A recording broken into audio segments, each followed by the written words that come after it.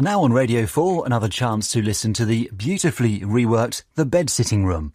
This atmospheric, surrealist play was originally written by John Antrobus and Spike Milligan and has been adapted for radio by John Antrobus and Paul Merton, with an all-star cast including Derek Jacobi, Catherine Tate and Bernard Cribbins. This is the remains of BBC Radio 4. The time is just coming up to 11 o'clock. Beep, beep, beep, beep, beep, beep. Here is the news. The Prime Minister, David Cameron, of No Fixed Politics, made a statement to the House in which he said, "On this, the third anniversary of the nuclear misunderstanding which led to the Third World War, and it's no idle boast when I remind you that this was the shortest World War on record, 2 minutes 28 seconds, including the signing of the peace treaty, which is now on sale at Her Majesty's Stationery office with a free T-shirt. I flew home immediately and was greeted on the steps of number 10 by Mr. Vladimir Putin, who invited me in. I must tell you, there followed some very hard bargaining, and we finally fixed the rent of number 10 at an undisclosed figure of £5,000 a week, plus a job for my wife on a 0 hours contract. And very grateful we are too." And here is tonight's football result. West Bromwich Albion obliterated, Arsenal extinct. Stop here, driver. How much will that sound effect be? A photograph of a pork pie, mate. Ah, yes, here we are. Don't eat it all at once. Hello? Hello? Are you Captain Pontius Cack? Is this pile of rubble your residence? Not all of it. I've just got the upper debris. Oh, very nice too. Good, splendid. I've been advised to come and see you. Certainly. Which part of me would you like to see? Preferably your knees. One at a time, if you don't mind. Ah, a gentleman of the old school. Do you want psychiatry or army surplus? Both. I want surplus army psychiatry. Go.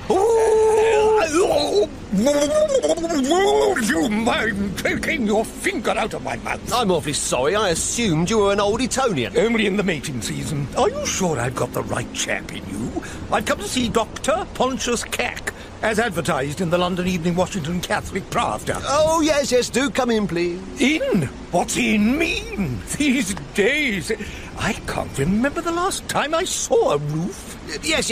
Nevertheless, we must be grateful. What for? Well, the radioactive rain looked beautiful this morning as it fell from the purple sky. Well, it ruined my umbrella. This happens to be the last one in Western Europe. I didn't quite catch your name. Micard. Micard? Scotsman, eh? Wait, this card's blank. Actually, my name's on the back. Damn silly place to have it printed. I let one side for advertising. Let me have a look. Ah, yes. Did you suffer a work injury during a nuclear holocaust that wasn't your fault? If so, ring this number. The other side, man. Oh, yes, here we are. Oh, you're Lord Fortnum of Alamein? Yes, I bought the title of an old soldier who found himself on hard times. Yes, step into the surgery, will you? Would that be that porcelain bowl over there? It would, yes. Do you want this privately? Well, how many people usually get to watch? No, I mean, do you want it privately or on the National Health? Yes, I do, privately on the National Health. Right, now, let's have you up on the couch. A couch, eh? It's a long time since I've seen one of those. Oh, very comfortable. Could you roll up your right trouser leg? Yeah, look here. There's a limit to what I'll do. Well, we'll go as far as that then, shall we? Now then, start at the beginning. Tell me all. My paternal ancestor, Lord Fortnum, came over with William the Conqueror. First class, of course. He was a tall man with garnished ginger knees and several ways about him. On Sundays, they say, he took a spotted woman to church. Now, in the late autumn of 1066, during an attack of Coptic gadfly on the Naki... Yes, you needn't go back that far. Tell me something more recent. Recent? Are you sure you want something recent? Yes, I do. Well, if you must know, everything was going swimmingly until they dropped this terrible...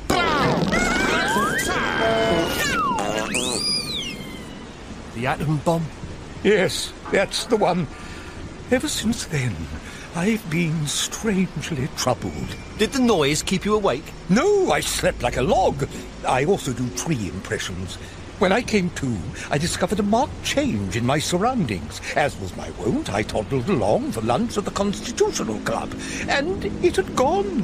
Rubble, nothing but rubble, and such small portions. I saw Boris Johnson standing outside, stark naked, waving a Union Jack and shouting no fourth runway for Heathrow. I could see his membership had lapsed, so I ignored him. I wrote a stiff letter on a piece of stiff cardboard to the Times. Then they broke the news to me. While I'd been asleep, they'd had World War III. And I didn't get a chance to join the regiment. There, you weren't the only one. Nor did I. Fortunately, I did manage to get there in time for a disability pension. Did you now? Oh, lucky for some. Since then, I haven't eaten a thing. Why not? You must force yourself. I can't afford it. Bread at £64 per fine ounce. See this signet ring? I had this bit of bread mounted this morning. Gad, beautifully cut. Look, Doctor, I'm here for a reason. If you'll give me a prescription to alleviate malnutrition... Right. 25 milligrams brown Windsor soup, 3 tablets, egg and chips. There. I want you to take this 3 times a day before meals. Any good restaurant will make it up. I don't want them to make it up. I want it for real. Real is asking too much these days. And now, is there anything else? Yes. Ever since they dropped this...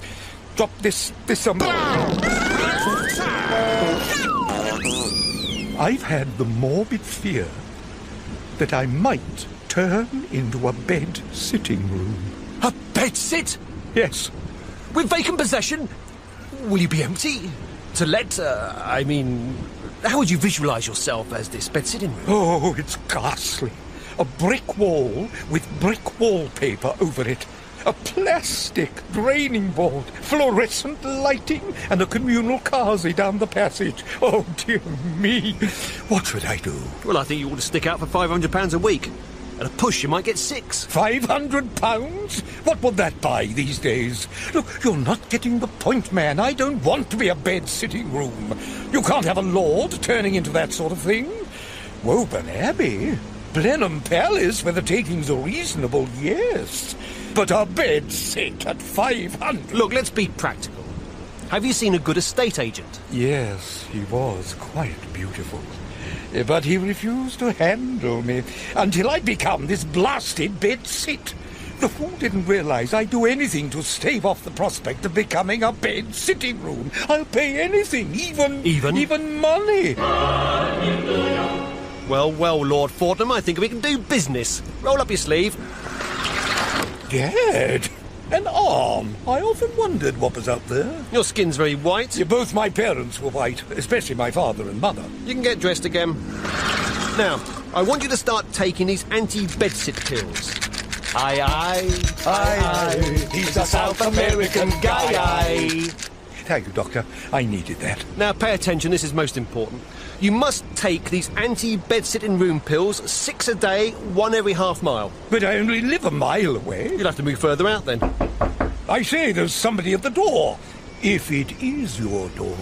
Yes, it's our turn to have the door, and I have it on Tuesday evening from 7 till midnight. Yes.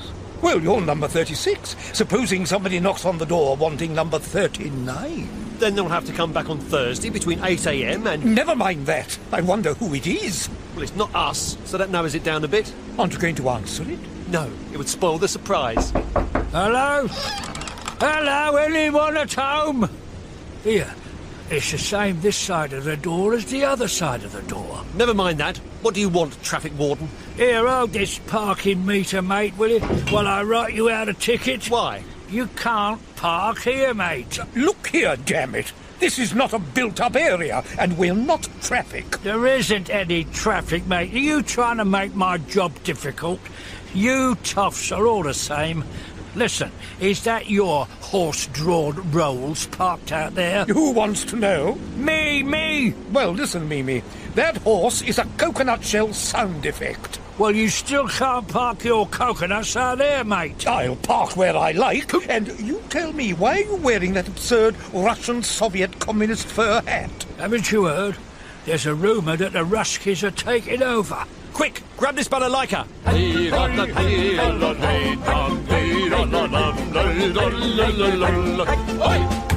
I wish I could do that more often. Let the swines come. We are ready for them to vanish. Well, it's time for my lunch break. You're having lunch? No, just the break, mate. Well, I'm off. Must be the hot weather. That is an official Ministry of Humour joke, so you are obliged to laugh. Sorry about that. Stop, that is all the laughter required of a Grade 3 joke. Any attempt to inflate its humour will be reported to the authorities. Sorry about that. Yes, before I go, I better warn you, there is a rumour going round that it's the Yanks have dropped the bomb. I'll leave you two gents to it then, eh? Bye-bye. Well, there he goes, living proof that there he goes. And I must be going myself. I have quite a lot that I won't be able to do. Look here, don't worry too much about those bed-sitting room anxieties. In these troubled times, we can all imagine the worst.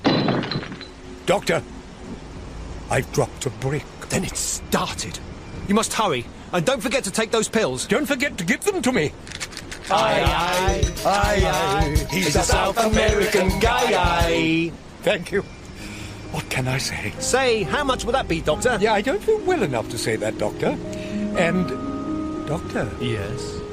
I'll bring along a smile and a song for everyone. Only a rose I give you.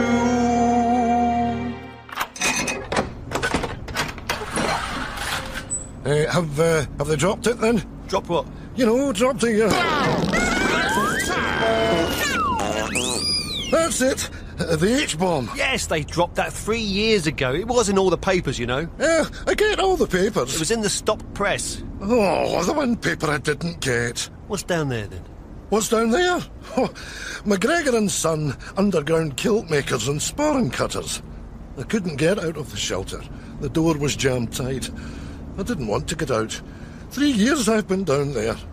I'm glad I was well stocked up with grub. I got waitress to lay on a pre-atomic hamper when we got imminent warning red. Yes, they're very good like that. Mind you, having all that grub was nearly my undoing. I had to shoot 2 people, trying to get into it they were. Who were they? My mother and my wife. I'm sorry to hear of your loss. So, what did you do before this then? Nothing. I was in the army. Oh, that's impressive.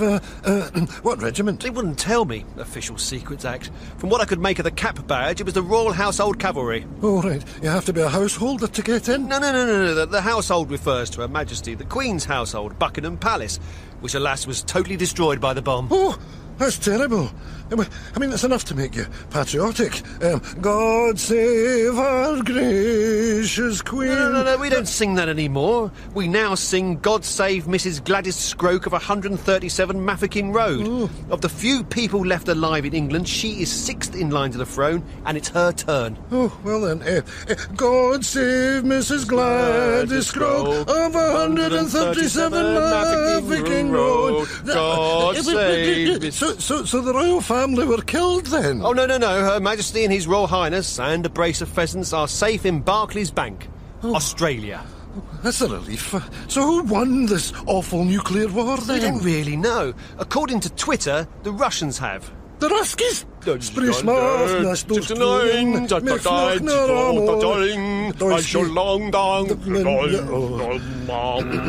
But then, according to Facebook, the Chinese are taking over. Tell me, who lost? Oh, we lost.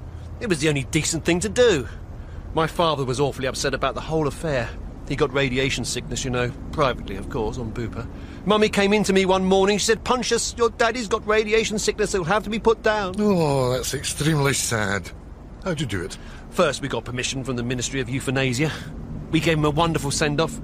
He borrowed Mummy's floral tennis frock, and we all went to the Ivy for lunch. Then we went to see the Mousetrap. Ooh, still running, is it? Oh, yes. Finally, we took Daddy to the Young Conservatives Club for supper, and choosing my moment, I said, Father, your shoelace is undone. And Mother drew her sword, and... I don't have to go on, do I? Well, yes, unless it's a cereal. What happened? But he took the sword from her and smashed it over her head. It so spoilt the occasion when he saw what he'd done. He put his head in the gas oven that night. Oh, that must have been terrible. It was. You should have seen the gas bill they sent us. Well, who cares as long as he's still got his health and his strength? Exactly. Well, it's getting dark.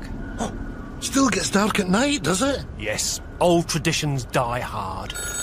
The bells! Oh, you still have a telephone? No, only the bells! Are you the customer what's ordered the BT phone with the special introductory offer of a fortnight in Yarmouth with the Duke of Edinburgh? I thought he was in a bank vault in Australia. Well, he's got to have his holidays like anybody else. Well, give him my phone, man, then I can plug it in and answer it. No, mate, this isn't it, sir. This is a demonstration model.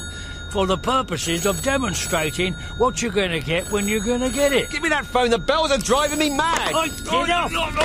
Give me that phone, damn you! No! Oh. The future is orange! Put me down!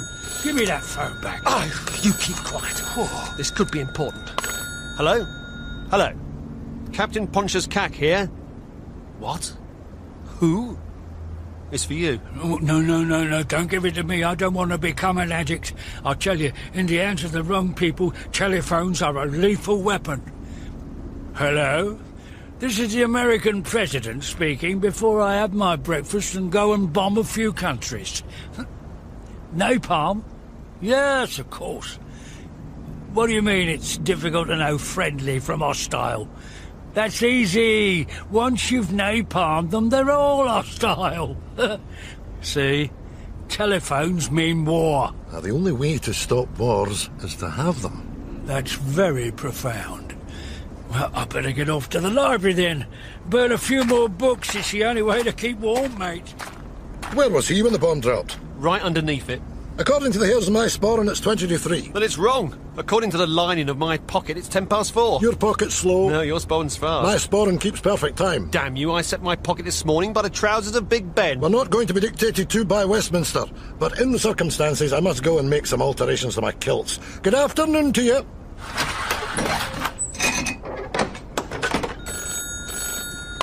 Hello? Just a minute. I'll just remove my trousers. Hello, darling. What are you doing with yourself this evening? Oh, you can't do that alone, darling. You haven't got enough jam jars. Eh? When are we going to get married? Not yet, darling. We're doing so well, testing these contraceptives for which... Yes, but the money's so good. How's the radiation up your way? They're having it blessed by a priest. Good. Well, keep taking the hormone tablets. It's bound to clear up. Eh? Of course I do. You know I do. Bye-bye, Geoffrey.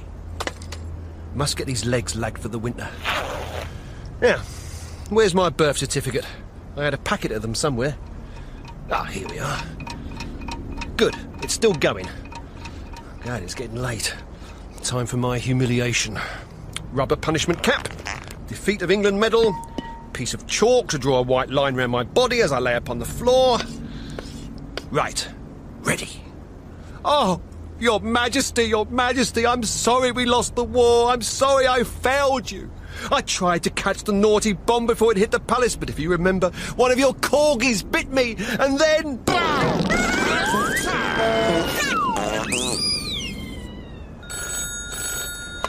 Hello, darling. Hey? Oh, it's you. Oh, Lord Fortnum, I was, just in training to phone you. What? It's happened? Didn't you take the pills? Give me the address. 29 Cul-de-sac Place. I'll be right over. And now, listeners, it's time to return to the ruins of Wigmore Hall, where the surviving member of the BBC Philharmonic Orchestra, Bert Plume, will be playing Beethoven's Fifth Symphony, rearranged for trumpet and skeleton.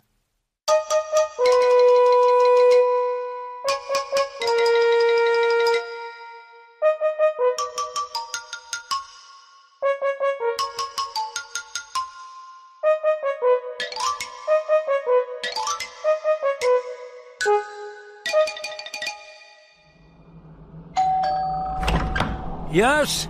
It's my turn for the door, mate. You're lucky I was in. Is this number 29 Cul-de-sac Place? No, mate, that's next door. Yes? Would you mind if I borrowed your door? I just need to wheel it down the street to visit someone. How would I trust you to bring it back? I'd leave a deposit. Not on my doorstep, you don't. Well, you can have it, but don't break it up for firewood. Oh, good heavens, no. Thank you very much. Oh, this looks like it could be number 29. I better write it on the door. Hello?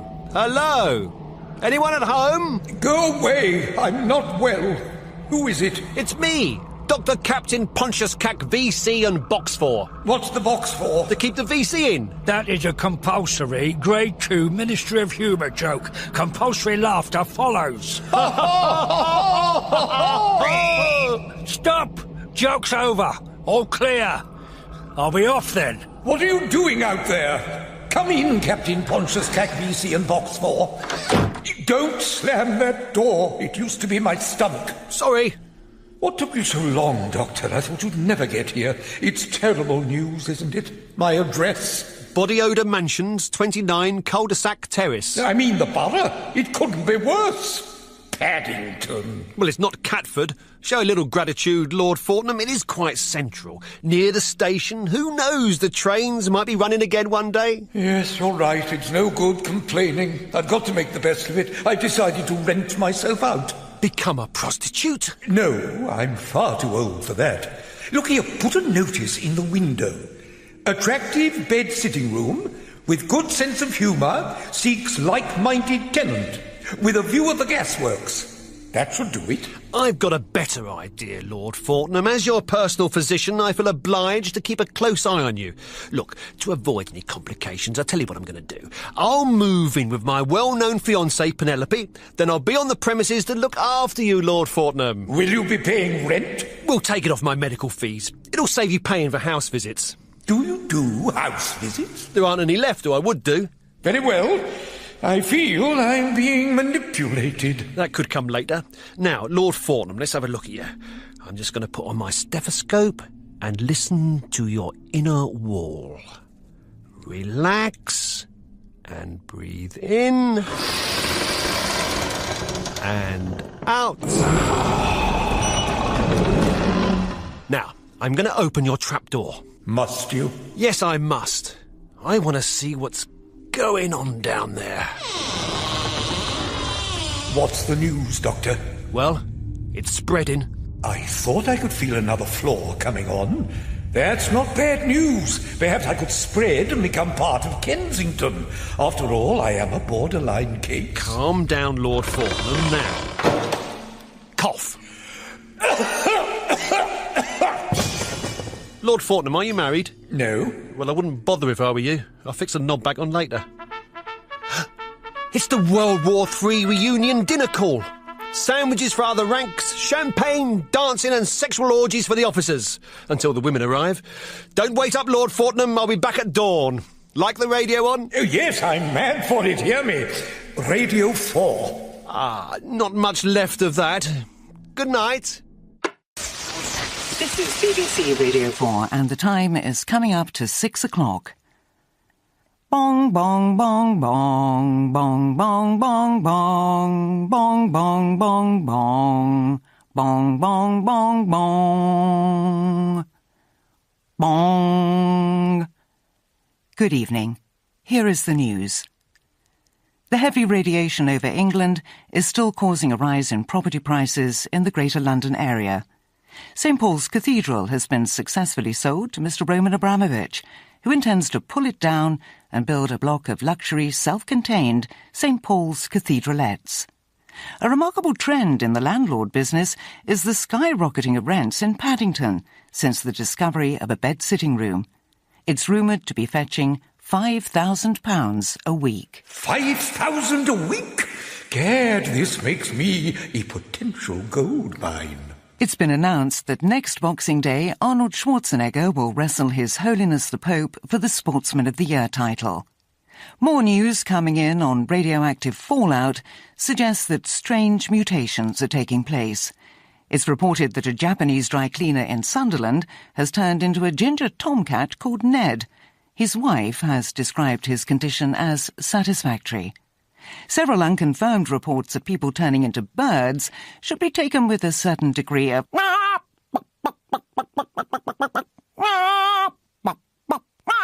I beg your pardon, I'll read that bit again, should be taken with a certain degree of... Prices of flats in Paddington rocketing. This illness could be an advantage. I've become a man of property. My condition must be valuable. I wonder if I've got an attic. No, dear, you ain't got no attic. How do you know? I've been up there, sir. There ain't nothing up there. Well, how can you go up there if there isn't anywhere to go? Wait a minute. Who are you? No, I'll rephrase that. How would you like to rent a room for £500 a week? What? No, thank you. I'm in enough trouble as it is. You know what happened to me last night? No. Thank God for that. Well, you can tell me, madam. My grandmother was Bruce Forsyth. Well, is this radiation I've turned into a chest of drawers? I am fully aware of that. You know what this means, don't you? What? I'm no longer unfurnished. I can put my rent up. But tell me, my dear, how did this terrible thing happen? Well, me and Mrs. Gronk were doing the steps when, boom, the Hatton bomb dropped. I got frightened when I see Charing Cross Station flying up in the air. Ada said, you see, the trains will be late tonight. Just then, a railway carriage hit her on the head. Oh, she said, I've come over all giddy. I don't remember anymore. I blacked out. A wise decision, madam. When I come to, I remembered I had changed into this chest of drawers. And I was in a second-hand shop in the Harrow Road. Harrow? That's my old road. When this Estonian seaman come in, he bought me for 20 nicker. He took me to his flat and he used my drawers to keep his coal in. There. Your secret is safe with me, Mrs. Skroake. Gladys Skroake. Skroake? Aren't you the new Queen of England? Yes. I'm pleased and honoured to meet you, Mrs. Skroake, Your Majesty. I wish I could get home. My Arthur will be waiting for his supper. Oh, no, you must remain here, Your Majesty. You may be Arthur's wife, but you're on my inventory, to wit. Who's a twit? No, you're part of my furnishings. You're all mine. Possession is 9/10 of the law and 3 parts legal crap. Lord Fortnum! Lord Fortnum, I'm back! Lord Fortnum, I have a pleasant surprise for you. I have my fiancée waiting outside, Miss Penelope Browning. She used to make pornographic films for nearsighted people. So? What I'm trying to say is, she has nowhere to stay. I'm casting her upon your mercy. Of course! For £5,000 a week, she can have the room, and the mercy thrown in free. Lord Fortnum, as your psychiatrist, I must strongly advise you against the taking of rent. It could aggravate your condition. I tell you bluntly, and I'll have to be sharp with you now, that rent, once taken, can have a terrifying hold on the victim. You could even develop into a condition known among the working class as bleeding landlord. Oh, heaven forbid! You must control your rent. Yes, controlled rents. Controlled strictly at £5,000 a week. Lord Fortnum, your condition is far worse than I thought. I must move in before rent collecting takes a hold of you. Very well. I'll put myself in your hands and under your feet. When I bring my fiancée in, I must ask you to remain silent, and if you see anything that passes between people in love, well, try and control yourself. Pontius? Penelope, I didn't recognise you with your clothes on. Oh, you've brought a parrot along. I'm employed by this parrot. I'm its personal assistant. It's the Prime Minister. He's mutated. Oh, how distressing. What a strange fate for a great statesman. It's going to make it more difficult for him to negotiate better terms for Britain in Europe. Keep your pecker up, sir. It could be worse. Oh, I don't know, though. He's got me convinced. Darling, is the vicar on his way? Yes, darling. Then I'll just go and slip into an old wedding dress. I think you'd better go behind the screen. Darling, you've seen me undress before. I haven't. Lord Fortnum, in your condition, I wouldn't suggest any kind of erection without scaffolding. Not even a chimney? No, Lord Fortnum. Please keep quiet. Oh God, our help in ages past, our hope for years to come. Weddings, weddings, get your lovely weddings here. Baptisms, cup prize confirmations, done while you wait. Weddings, instant weddings. Ah, Vicar, over here. You got my message? I'm Pontius. Hello, Pontius.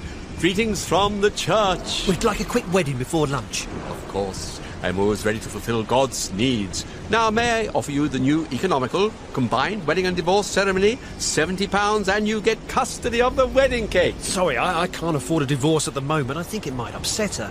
Of course, later on, when I'm earning, I'll go for the full annulment. An excellent choice. Now, is your instant bride ready? Penelope? I'm ready, darling. What a delightful wedding dress, my size. It's all I could get. I'm afraid it's transparent. I must have some of the wedding photographs. Now, as a special favour, I'm going to give you the new king-size wedding with the flip-top Bible. Man, you're never alone with one of these. Now, will you both hold hands, please? No, not with me. With each other. Good, good. Now, let us open the good book. And the naughty gamekeeper took her into the potting shed and laid her on the ground. Then, with hands trembling, he ripped the thin silk and... Say, look here, that's not the Bible, that's Lady Chatterley's lover. Yes, I know, but it's packing them in the church every Sunday. However, if you prefer the old twit ceremony, I think I can still recall it. Now then, to you, Captain Pontius Cack, take this sexually most attractive female woman to be your lawfully wedded wife. I was expecting you to ask me that, and it just so happens that I do. Good, good, good. To you, Penelope Browning, take this lawfully wedded sex maniac to be your husband. I do. Oh dear, that puts me out of the running.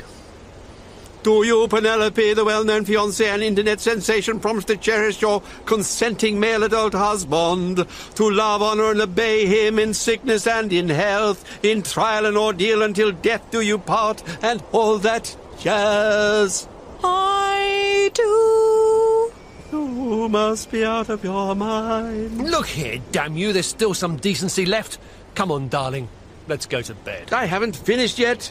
I now pronounce you man and wife. Thank you. On your marks, set. Get your holy bargains here. Holy bargains week for 52 weeks only. Die on your wedding day and get 2 ceremonies for the price of 1. Pins stuck in clay models of your bank manager. Darling, we're alone at last. Yes. What shall we do? I know. I spy my little eyes, something beginning with... Gladys, where are you? I want my supper. Oh, I'm sorry, I was looking for my missus. Well, this one's mine. I've got the receipt. In duplicate. Oh, mate, you mustn't do it in duplicate. Only in France that's allowed. Yeah, now where's Gladys? Glad! Here I am, Arthur. Oh, darling, what have they done to you? Now, don't be ashamed. I know what happened. I got the newspaper cut in here from the London Evening Washington Catholic Pravda. Quote, Norwegian seaman, strange conduct in London doorway with second-hand chest of drawers. When questioned by the constable, he said, I'd just had 2 beers and 10 small pickled herrings and I wasn't feeling very well. He claimed he was sailing from Glasgow to Madras, but unexpectedly ended up at Elba.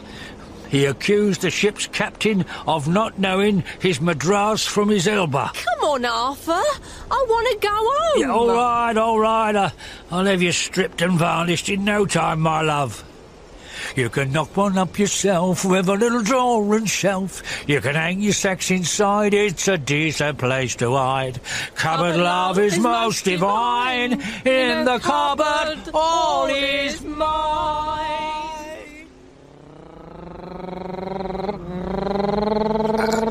Stop here, driver. Call back in 10 minutes. Right, sir. And one thing, your impression of a car leaves a lot to be desired. You don't sound at all like a Bentley. You sound more like a clapped-out Morris Minor. It's the way I've been brought up, sir. Allow me to introduce myself. Carlton Towers, Foreign Secretary. Oh, is there anything foreign left to be Secretary of? We don't know quite, honestly. I have urgent dispatches for the Prime Minister. I'll go and get him. Thank you. Penelope, aren't you forgetting you're my wife? What are you doing in bed with another man? Carlton, I'm sorry, I've married again. I thought you were dead. I waited for you to return. You did leave me. Yes, but that was only this morning to go to work. Was I being terribly impatient? Here he is, all merry and bright. Sorry to see you like this, sir. I hope you're back to normal before the next referendum. Oh, Boris Johnson asked me to give you this. It's sage stuffing. George Osborne is carrying on as deputy leader as best he can. Not that easy for him as a cocker spaniel. There's still no news as to who won the war. Oh, I see you've tabled a motion, sir. I'll carry it to the House. Oh, you'd like to address the 1922 committee?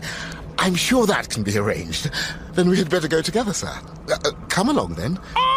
We're off. It's a beautiful evening. The radiation flowing off the Thames brings a lump to my throat. Actually, I should have that looked at.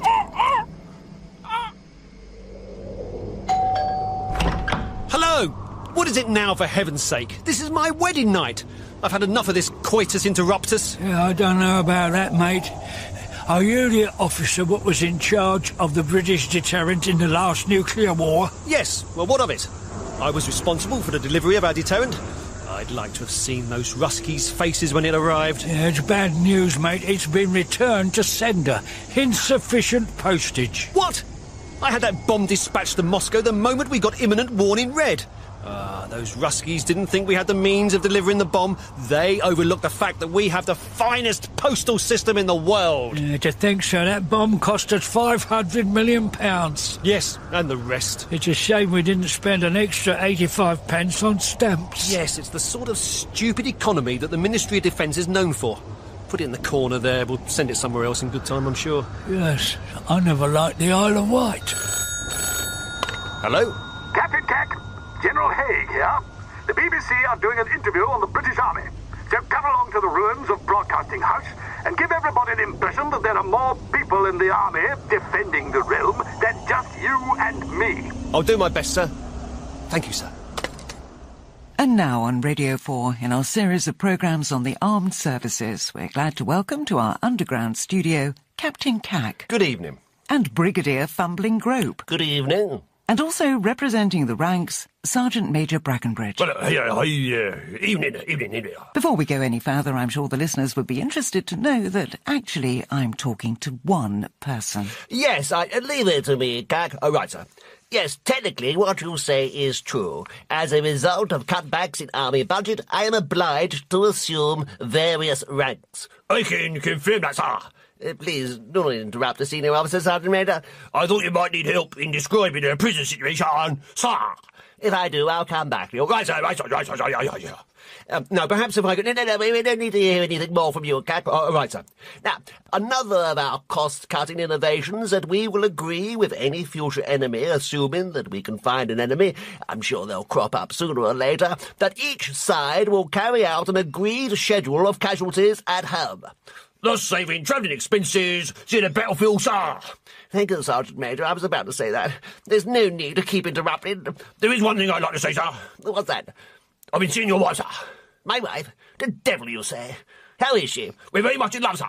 You say you're in love? Deeply, sir. Deeply? Deeply, sir. How deep? Very deep, sir. I'd like to hear my wife's views on all this carry-on, only I fear it's beyond my vocal capacity. Oh, hello, darling. Oh, it's not. What a surprise to see you here, Cynthia. Hello, my love. Lovely. Hello, Wilfred. Yes, I'd like everyone to meet my knitting circle. I brought them along. This is Lady Margaret Spoonfriend. Oh, hello. What a pleasure to meet you all. We girls are busily engaged. Thank you, everybody. Oh. I'm afraid we've run out of time, listeners. And it's getting a bit crowded in here thanks to our split personality, traumatised contributor. So, a very good night to you all.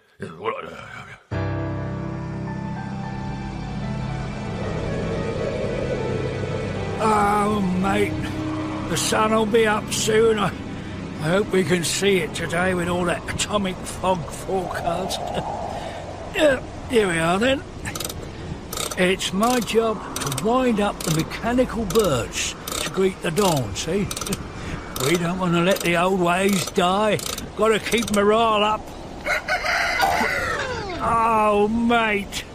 That's the fourth one this week. I say, you there. Hey? Working class fellow. Am I anywhere near 29 cul-de-sac place? You're lucky, sir. I'll just move the door over for you and write 29 on it. Ah, very good of you. Well, off you go, then. Here, take this calorie. You look like you need the nourishment. Ah, mate. Yeah, what a kind general. Captain Pontius Cack. Yes, but not necessarily in that order. General Haig, no relation. Well done, that man. Now pay attention. Here's what we're up to. War Office have had numerous requests for a return visit of World War I. Ah, one of the greats from the past. I knew we hadn't heard the last of that old favourite. Keep the own fires burning while your hearts are yearning. Though your lads are far away, they dream of home. They don't write wars like that anymore. Good, then you'll help bring it back. We'll have no difficulty finding backers for it. Where would wars be without our armament manufacturers? We'd be reduced to bare-knuckle fistfights. Now, Captain Cack, you might have heard of this new initiative. As neither side can afford to go to war, and we can't have that. That would be a terrible disappointment, sir. Exactly, good man. So, as a compromise, both sides agreed to kill, maim, and wound their own soldiers. Just think, you can be killed in the privacy of your own home, free of charge. Picture the scene. Saturday afternoon, Private Tommy Atkins, his wife, and his kids gathered round the telly, watching the X-ray Factor. Suddenly, a friendly knock on the door. Enter RSM Warrington with a "Hello, Tommy, it's your turn." Bang, bang, down he goes, happily clutching his rifle. And before he's even cold, Mrs. Atkins is getting the pension and living happily with the RSM. It sounds too good to be true. How much happier World War I could have been. When, sir? Where? How? Now, where do you want to serve? Front line, sir. Everywhere's a front line soldier in this war. Now, where's my catalogue of wounds? Here we are. Here's a nice one. Bullet in tibia, steel fragment in lung. No, I don't like that. It's rather ranks. Not heroic enough for an officer. Point taken. How about bayonet wound in buttock, sword hack at throat, shrapnel in the colonic? It does lack, if you don't mind me mentioning it, sir, a certain dignity. Ah, got it. I know what you want. Dignity, yes. Simplicity, eh? Bullet wound in temple. Mind you, it's fatal, but with a posthumous VC. That sounds marvellous. To be a war hero. I can't wait to tell the wife. Penelope? Yes, darling? It's my catalogue of wounds for the next war, darling. I've been offered, I'm sure you'll love it, bullet hole through temple. It's fatal, but extremely fashionable. It was all the rage of Flanders. And it comes with a posthumous VC. Oh, darling, I do think it's very you.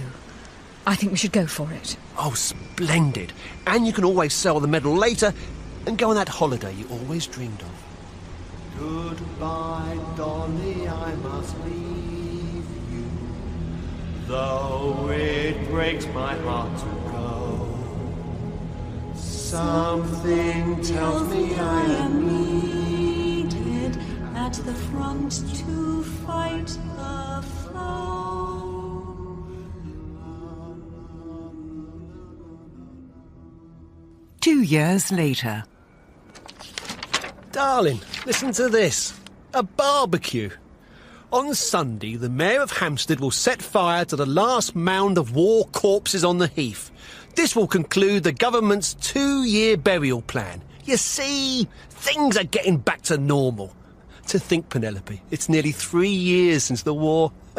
Investigations are still going on as to find out who won. At the United Nations, the British delegates suggested they draw lots for it. Things are not back to normal. What about me? Shh, not in front of the wife. 3 years I've been like this. You haven't paid any rent. You haven't even had me redecorated. And on top of that, you and your wife brought in a lodger. Well, we ate him, didn't we? Yes, you bloody cannibal. How dare you call nourishment cannibalism? We've got to eat, haven't we? We've got to survive. We can't go on living on grass and rats. In those early days, if we hadn't eaten our dead, we'd have all died. In any case, the Minister of Food has legalised it. We've got to carry on. Keep a stiff upper lip. That's what we're known for, isn't it? Dinner's ready, darling. And what have we got today? Rat souffle. No. Surprise. Oh, goodness me. Roast chicken? No. It's the Prime Minister. Oh, this will mean a by-election, I suppose. Never mind, dear, we can let his perch to another bird. Well, I'll carve, shall I? Lovely. Would you like his right wing, darling? I don't think that's funny, Pontius. I used to work for him, remember? I know, dear. Tell me, how did this terrible thing happen? He was asked to resign as Prime Minister, so he threw himself off his perch. He left this note on the piano. A flat. God, how he must have suffered. Anyone at home? Yeah. Oh, I thought I could smell dinner. It's the Prime Minister. Is he coming? No, we're eating him. Oh, well, I would consider it my patriotic duty to have a leg. Suppose you better join us. Bless us, O God, for these thy gifts which we are about to receive. Yeah, doesn't she know God's dead? She doesn't believe that. Oh, yummy. Prime Minister, this is your finest hour. Yeah. According to the Minister of Statistics, the population of England now stands at 950. We'll soon have enough population for another war. War? That's all you bloody upper class ever think of. You all love war. You haven't got the guts to say so, because you know it's wrong. So what does the warrior class do to hide its conscience? It invents a thing called a Ministry of Defence. Never called the Ministry of Attack, is it? You lot worship heroes. I feel sorry for them. For a change, let's try being lovely, kind cowards and live in peace. Look, you simplistic working-class twit. You don't understand. War brings out the best in people. Your class loves war and all the glory. One minute you're a bank manager, next you're a captain with a batman and staff car and officer's mess. Get out! You're not welcome here anymore. I'm not leaving, mate, till we've finished the Prime Minister. Out you go if I have to throw you out myself. Take your capitalist hands off of me. Shit, I'm peace-loving. So am I peace-loving. Oh, for goodness sake, stop fighting. Stop fighting over who's the best pacifist. Sit down, please, both of you, and eat your dinner before the radiation gets it. Radiation, take cover. Masks on. Here. That's atomic fog warning grade 1. My word. Come down quick tonight.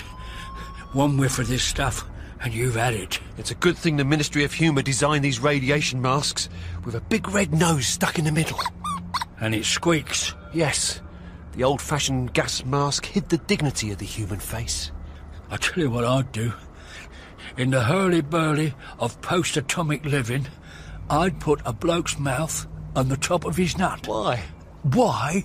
Well then, when he's late for work, he can put his breakfast under his hat and eat it on the way to the office. Jolly good.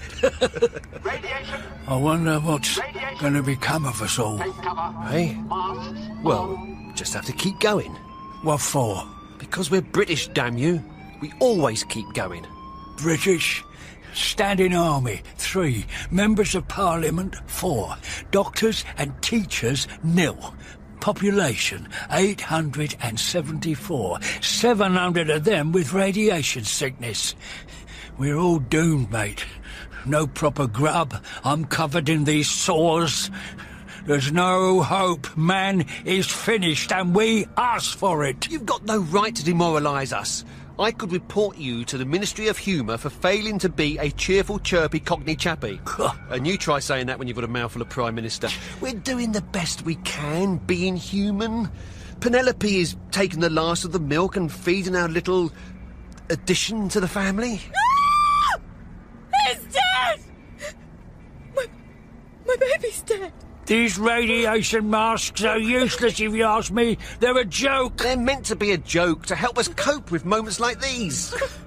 You better go and give her a cuddle, mate. What can I say to her? You'll think of something. Right. Cheer up, darling. We can always have another one. Now we've discovered what causes them. Can't we, chum? Yes, yeah. Cheer up, darling.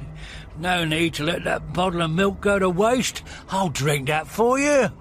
Look, he's got the hang of it, just like our son. Look, well, why don't we adopt him? Dibum double, dibum like his bottle. Piss off. Darling, his first words, piss off. Oh, this isn't working. I don't know what to do to comfort her. You see, he was our first child, or rather our first monster. Blasted radiation. And she's going to miss him. I suppose I will too. Still, it means meat on Sunday. Not this time, mate. Come on, Poppet, cheer up. I tell you what, let's count our knees. Oh, that's a good game. Knees. Knees. Night after night it comes. Let's count our knees. And what do we get? Every night, the same total.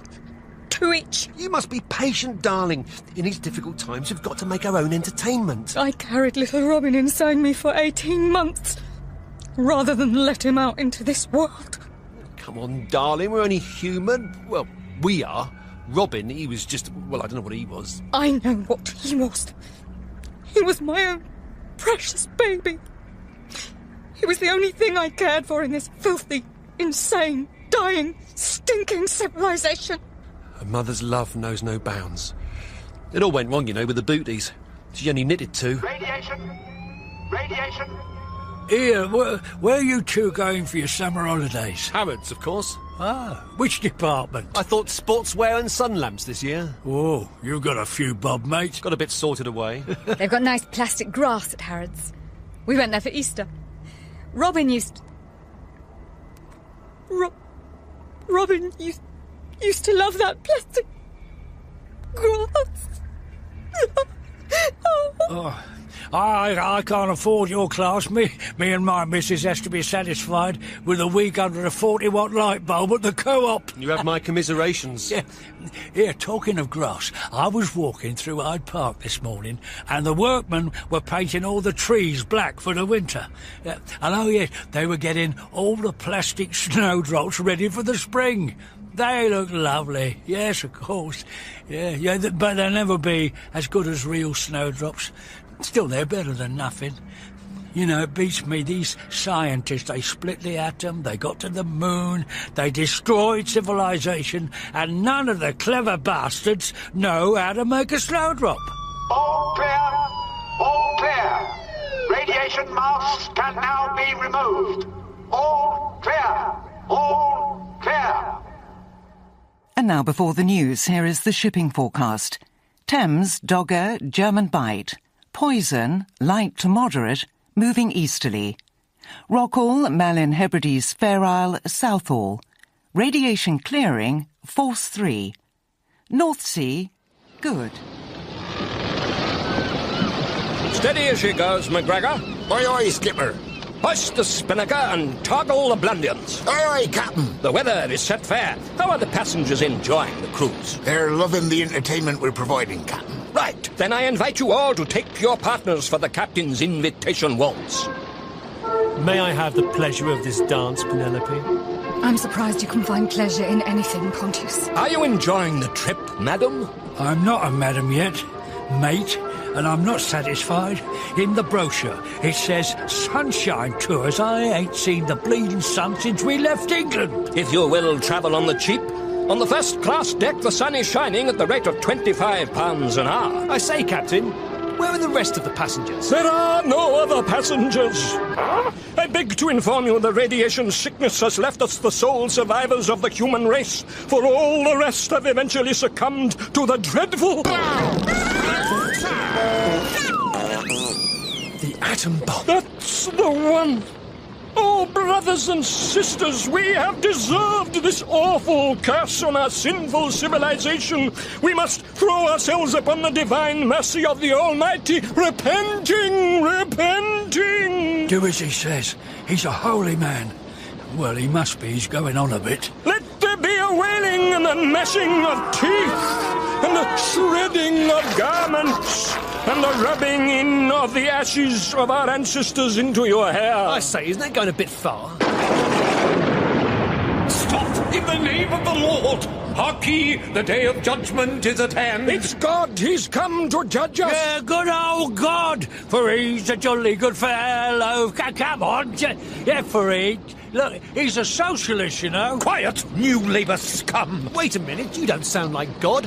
You sound like someone I know. I also do impressions. Oh, save me, Lord God, from the dreadful death by radiation. Oh, Lord, give me higher wages and a shorter working week. God save me and I'll give up being an atheist. God, give me back my baby. Yea, yea, verily, in the fullness of time, the fruits of the ship shall be added unto you, and where you land, there shall you tread. I think that's a very fair offer.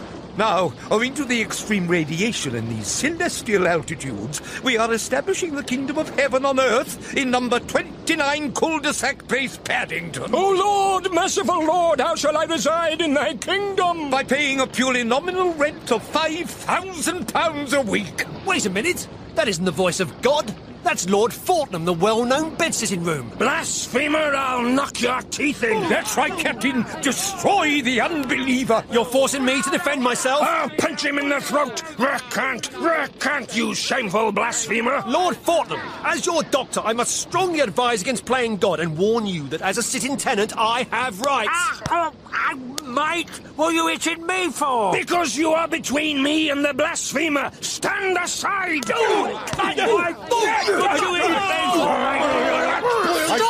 Stop fighting! Look! My baby is alive. My angel has come back to me. Darling Robin. It's a miracle. It really is. He's whole and sound and healthy. And look, the sun's coming out. It's a new day, mate.